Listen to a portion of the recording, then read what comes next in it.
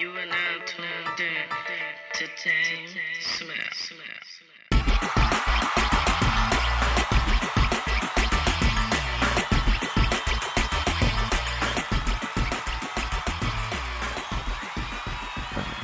Welcome to Musician Talks. This is DameSmiff, and this is episode 38.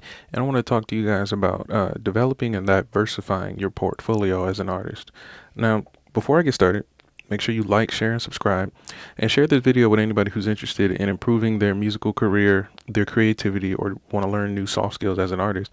Or if you're just interested in how artists function today in today's society.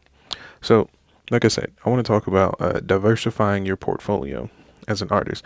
I'm not literally going to give you money and stock advice, but I want you to understand the mindset I'm going to be explaining as far as being an artist and what to invest in when you're starting to garner some income as an artist. Now, many artists, especially if you're an artist who's in the performance side of the industry, many artists, they focus a lot of their money into imaging, branding, perhaps maybe high quality studio time, clothes, cars, and things like that. We see it all the time. But this isn't necessarily a thing that high income artists focus on. It's a mindset that we've developed as artists to think that that's what tools we need to develop success in our career. Now, I want to flip that and have you look at the artists today who have been in their career for, let's say, like 20 to 30 years, which is very, very long in this industry. But these artists, they're not necessarily making most of their income from music. And that might be a shocker for some of you, but most musicians today aren't making money solely, or at least the majority of the time, on music. So there's things that they're developing as far as, of course, partnerships, deals, sponsorships, even investments. Maybe some artists, they'll be angel investors or support another artist on the side and things like that. So what are some of those things?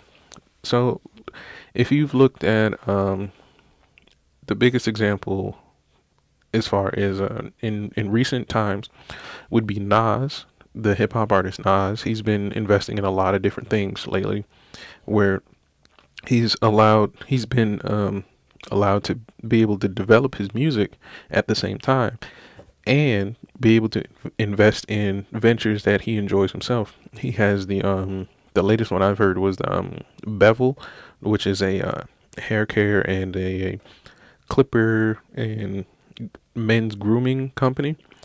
They're doing really good right now, and I think he's developed another investment with I can't remember. It was another company, I think.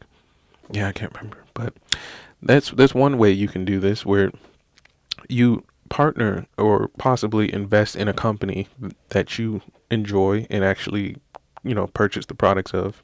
And you can do what I've heard Chameleonaire, he's another rap artist, where he's invested in certain tech startups. These things have helped him understand a brand new industry, maybe he already knew about this industry, but I'll say brand new because of just how I was introduced to his music and things like that.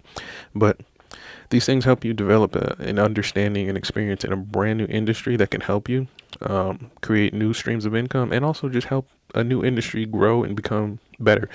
And I've seen artists today use their music to catapult themselves into other ventures as well.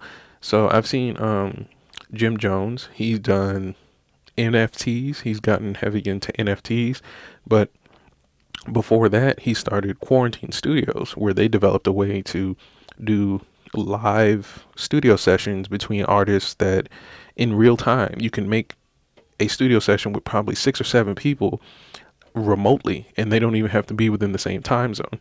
So that's one way where you can really, really incorporate your music and also find a way to invest into perhaps like tech and collaboration with other artists without having to lose, the interest and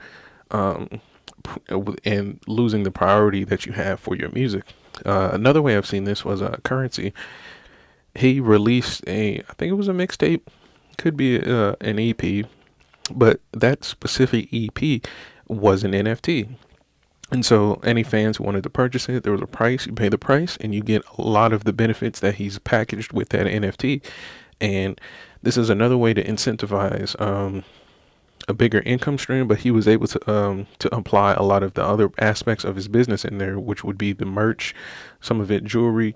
There's a lot of events that his company throws that you can come visit and things like that, where you're pretty much encompassed into a brand new world that has very little to do with listening to music or purchasing music. It has more to do with a lifestyle and culture and things like that. And these are really cool ways that artists are learning to I would call diversifying their portfolio in terms of what they're choosing to invest in. Um, there's a lot of short-term ones, like some artists, they'll develop a t-shirt business, a merch business, a beverage business, and things like that. We've seen that do really, really well for Rick Ross with his Bel Air, um, his Wingstop investments, rallies, and things like that, checkers, where you can take your music, well, the business that you've developed with your music, to utilize that experience to jump right into investing into other industries that you really enjoy and take part in. And you can find artists like this all over. I can keep going and going and going, but at the end of the day, what I really want to get artists to understand is that the end goal for your career, what does it look like? What do you think your career looks like at year 12, 15, 18, 25, maybe 30, 35? And for me personally, I'll give you insight into what my goals are for my career. I've been doing music for about 7 years now, professionally. Like, I've been creating music since a kid, but as far as getting paid to make music and getting paid to perform music, it's been about 7 years. So by year 10, I want to already have what I'm developing now is a record label where I can manage maybe two or three artists, two or three artists full time, and be able to help them develop their musical career and their performance career. And then by year 15, I want to start breaking out into real estate in terms of what I can give to artists as far as finding affordable studios and affordable performance and rehearsal spaces and things like that. Because I personally feel that in the areas I visited, there weren't a lot of room for artists to just create, but without having to, pay top dollar, which is fine. Top dollar gets you top dollar results, but I think there's a lot of artists that if there was a community that they could tap into that didn't have such a high entry fee, they would be more willing to jump into it versus everybody's trying to develop their own home studio and make music for themselves and things like that. So that's my goal by like year 15, and then by year 20 and 30, I want to be writing for different companies and ad agencies and things like that, possibly doing jingles, and at that point probably doing lessons as well. Yeah, so that's my goal in a my goals in a snapshot right there, but Snapchat. But so yeah, I want to get artists to understand that the many things that you have going on around the world, you can tap into if you utilize your musical talents properly. Now, that doesn't mean that you have to be like I'm in front of a piano. You don't have to be the greatest piano player ever. You just have to be good at business and having the talent to edge yourself out of the competition to where you can develop your own lane. Now, developing your own lane takes a lot of work, and it's going to take a lot of patience, and it's going to take a lot of time. Like I said, I've been doing music professionally for 7 years, and as far as saying like, oh, I'm doing super amazing, I'd be lying if I were to say that.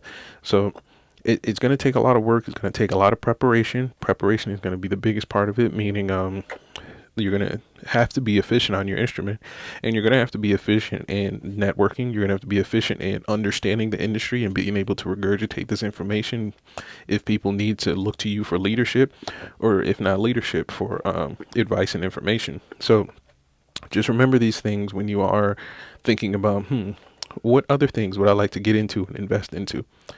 So that's all I have for you today. This is Musician Talks, and I will be here every single day on YouTube between 9 a.m. and 11 a.m. Eastern Standard Time. And that's all I have today. I'm DameSmiff, and I'm out.